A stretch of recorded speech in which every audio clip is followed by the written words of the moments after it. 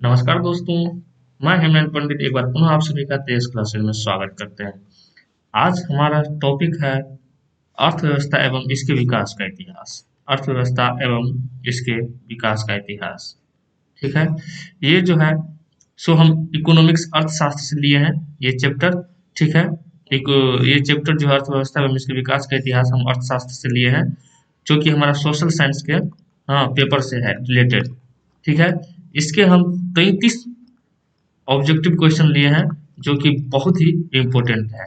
आपको अगर परीक्षा में पूछा जाएगा तो सिर्फ और सिर्फ यहीं से पूछा जाएगा। तो चलिए बिना देरी किए शुरुआत करते हैं। हमारा पहला क्वेश्चन है हमारा कि इनमें से किसको प्राथमिक क्षेत्र भी कहा जाता है? सेवा क्षेत्र, कृषि क्षेत्र, औद्योगिक क्षेत्र या इनमें से कोई नहीं। तो हमारा कृषि क्षेत्र जो है इसको हम क्या कहते हैं? प्राथमिक क्षेत्र भी कहते हैं, प्राइमरी सेक्टर। प्राइमरी सेक्टर, इसको प्राइमरी सेक्टर भी कहा जाता है। दूसरा है कि इनमें कौन से देश में मिश्रित अर्थव्यवस्था है?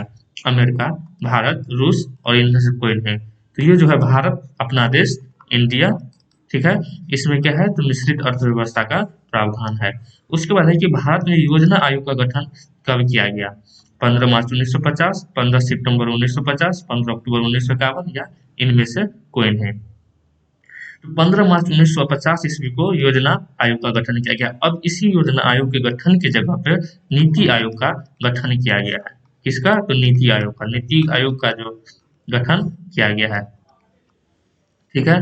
उसके बाद है कि जिस देश का राष्ट्रीय आय अधिक होता है वह देश क्या कहलाता है? अविकसित, विकसित, अर्धविकसित या इनमें से कोई नहीं। तो जिस देश की राष्ट्रीय आय अधिक होगा दोस्तों, उसे हम विकसित देश की श्रेणी में रखेंगे। ठीक है। उसके बाद हमारा पांचवा क्वेश्चन है कि इनमें से किसे पिछड़ा राज्य कहा जाता है? Backward class. पंजाब, बिहार, केरल, दिल्ली। तो इसे हम बिहार को क्या कहते हैं? पिछड़ा राज्य कहा जाता है। देखिए आपको एक चीज याद रखना है, बीमारू, बीमारू, ठीक है। बी ऐसे बिहार, एम ऐसे मध्य प्रदेश, आर से राजस्थान और यू से उत्तर प्रदेश। ठीक है, इन ये चारों राज्य को हम क्या कहते हैं? बीमारू राज्य की श्रेणी में रखते हैं। तो अगर इन चारों में से कोई भी अगर आ जाए तो आपका ये आंसर हो जाएगा कि पिछड़ा राज्य। निम्नलिखित में से इसमें ऐसा भी क्वेश्चन पूछ जाता है कि मान लीजिए 3 का दे देगा, इसमें पूछ देगा कि इसमें से कौन पिछड़ा राज्य में नहीं आता है। तो आपको उसको ये आप अगर याद रखते हैं तो आपको क्वेश्चन आसानी से बन जाएगा। ठीक है। छठा क्वेश्चन है कि निम्नलिखित में से कौन सा विनिमय का सर्वोत्तम माध्यम है? वस्तु, चमड़ा, मुद्रा, डी। इनमें से कोई नहीं। तो मुद्रा जो है, मुद्रा इसको हम बोलते हैं, अगर सही भाषा में रहे तो रुपया। हाँ, अपने लोग का मुद्रा रुपया है।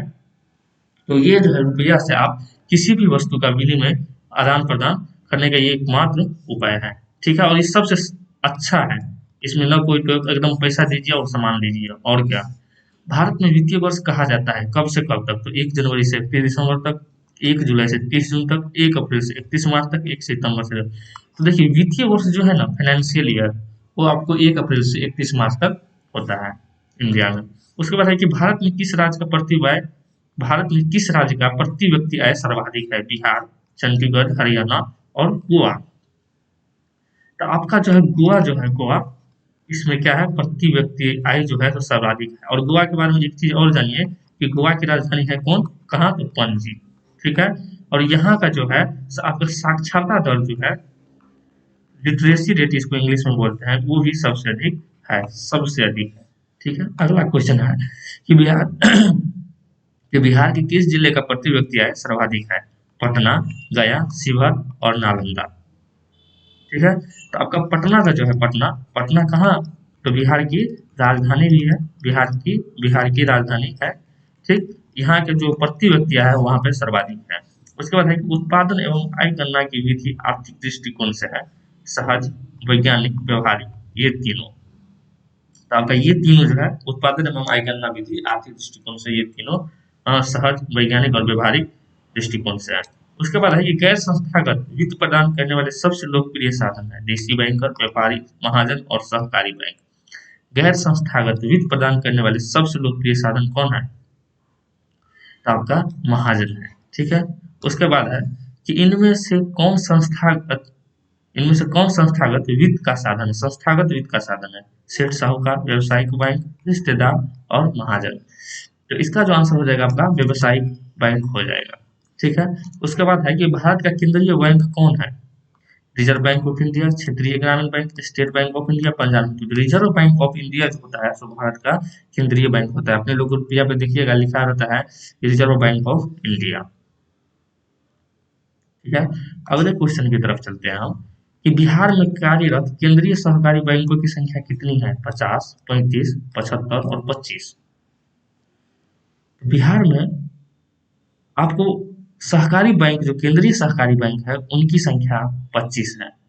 उसके बाद है कि दीर्घकालीन ऋण प्रदान करने वाली संस्था कौन सी है? कृषि महाजन, भूमि विकास बैंक, प्राथमिक कृषि साख समिति या इनमें से कोई नहीं।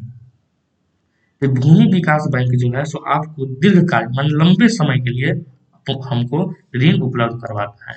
उसके बाद है कि भारत की वित्तीय राजधानी किस शहर को कहा गया है? वित्तीय राजधानी, एक तो राजधानी होती है जिसे हम कहते हैं एडमिनिस्ट्रेटिव राजधानी होता है जिसे हम कहते हैं दिल्ली, जो है हमारा दिल्ली। लेकिन अब है अगर भारतीय की वित्तीय राजधानी किस शहर को कहा गया है तो इसमें ऑप्शन देख लेते हैं मुंबई, पटना, दिल्ली और बेंगलोर। तो वित्तीय राजधानी जो है सब मुंबई है, क्योंकि वहां पे सबसे ज्यादा टैक्स पेयर है वहां पे, और सबसे ज्यादा इनकम जो होता है आपको इसी शहर से किया जाता है, और जितने भी पैसा का कारोबार होता है सब यहीं पे है। ठीक है, अगला क्वेश्चन है कि सहकारिता प्रांतीय सरकारों की हस्तांतरित विषय कब बनी? सहकारिता प्रांतीय सरकारों का हस्तांतरित विषय कब बनी? 1929 ईस्वी, 1918 ईस्वी, 1929 ईस्वी और 1914 ईस्वी। तो आपका 1919 ईस्वी में क्या हुआ? तो सहकारिता प्रांतीय सरकार का हस्तांतरित हुआ। देश में अभी कार्यरत क्षेत्रीय ग्रामीण बैंकों की संख्या कितनी है? देश में अभी कार्यरत क्षेत्रीय ग्रामीण बैंक है, जैसे अपने लोग बिहार में चलिए तो उत्तर बिहार ग्रामीण बैंक है, दक्षिण ग्रामीण बिहार बैंक है, फिर मध्य ग्रामीण बैंक है। हाँ, तो ऐसे करके पूरे देश में कितने क्षेत्रीय ग्रामीण बैंक है? ठीक है, तो ये पूछ रहा है, हमारा ऑप्शन है 190, 199, 192, 196। तो 18 का जो ऑप्शन हो जाएगा हमारा डी हो जाएगा, ये 196 है, यही इसका सही आंसर। उसके बाद है कि व्यावसायिक बैंक का हाँ राष्ट्रीयकरण कब किया गया? नेशनलाइजेशन, व्यावसायिक बैंक का नेशनलाइजेशन कब किया गया? 1966 ईस्वी, 1969 ईस्वी, 1980 ईस्वी या 1975 ईस्वी। तो व्यावसायिक बैंक का राष्ट्रीयकरण जो है सो आपका 1969 ईस्वी में इसका राष्ट्रीयकरण किया गया। उसके बाद है कि आर्थिक विकास का तीसरा क्षेत्र क्या है? कृषि क्षेत्र, शिक्षा क्षेत्र, विज्ञान क्षेत्र या सेवा क्षेत्र।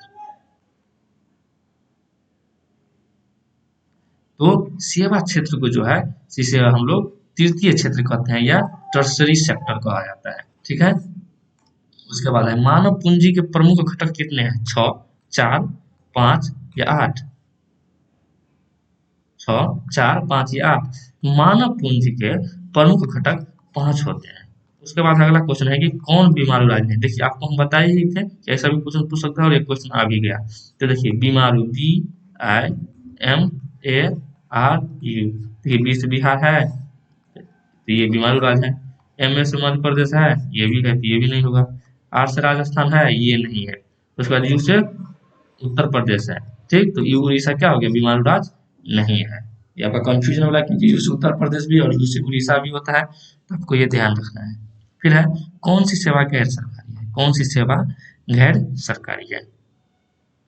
सैन्य सेवा, वित्त सेवा, मॉल सेवा और रेल सेवा। ये जो मॉल सेवा जो है ये गैर सरकारी है। ठीक है, उसके बाद है ऊर्जा के मुख्य स्रोत क्या है? कोयला, विद्युत, पेट्रोलियम या ये सभी। तो ऊर्जा का मुख्य स्रोत अगर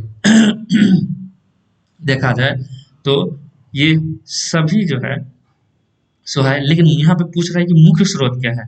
तो आपके इंडिया में जो है सो कोयला का जो मुख्य स्रोत है सिर्फ और सिर्फ कोयला ही है। नहीं, ये सभी हो जाएगा क्योंकि सभी इनका मुख्य स्रोत है। उसके बाद है 25 क्वेश्चन, नई आर्थिक नीति में किसे सम्मिलित किया गया है? उदारीकरण, निजीकरण, वैश्वीकरण या ऊपरी सभी को। तो सभी को जो है नई आर्थिक नीति, नई न्यू इकोनॉमिक पॉलिसी जो है उसमें सभी को सम्मिलित किया गया है।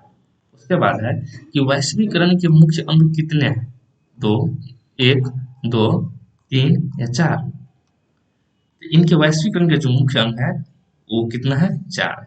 उसके बाद है कि शेयर बाजार की नियामक संस्था क्या है? सिडबी, सेबी, RBI या स्टॉक एक्सचेंज।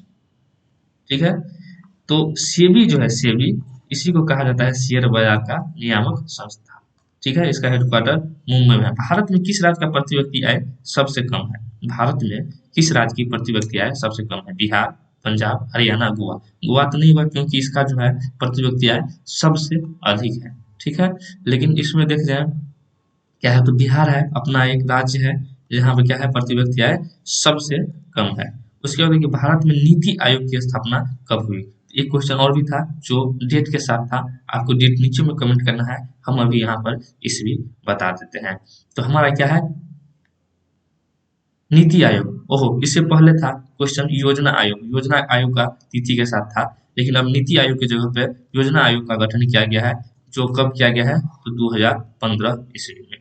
ठीक है, इसका अगला क्वेश्चन है कि योजना आयोग को भंग कौन कर सकता, योजना आयोग को भंग कर कौन सा आयोग बना? यही योजना आयोग है जिसको भंग करके किसको बनाया गया है? नीति आयोग को। कितने ईस्वी में? तो 2015 ईस्वी में। अगला क्वेश्चन है कि किसने कहा कि बिहार के विकास के बिना भारत का विकास संभव नहीं है? Doctor APJ Abdul Kalam, Narendra Modi, doctor Rajendra Prasad या उपरोक्त में से किसी ने नहीं।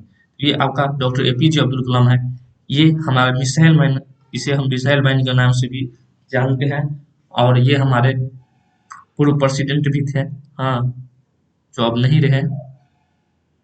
तो यही बोले थे हाँ कि बिहार का विकास के बिना जो है भारत का विकास संभव नहीं है। उसके बाद है राष्ट्रीय विकास परिषद, नेशनल डेवलपमेंट काउंसिल का गठन कब हुआ था? एनडीसी गठन कब हुआ था? 1950, 1951, 1952 या इनमें से कोई नहीं। तो इसका आंसर जो हो जाएगा 1952 ईस्वी में एनडीसी का गठन हुआ था। उसके बाद है कि भारत में कितने राष्ट्रीयकृत बैंक है, मतलब कितने बैंक को जो है राष्ट्रीयकरण किया गया है?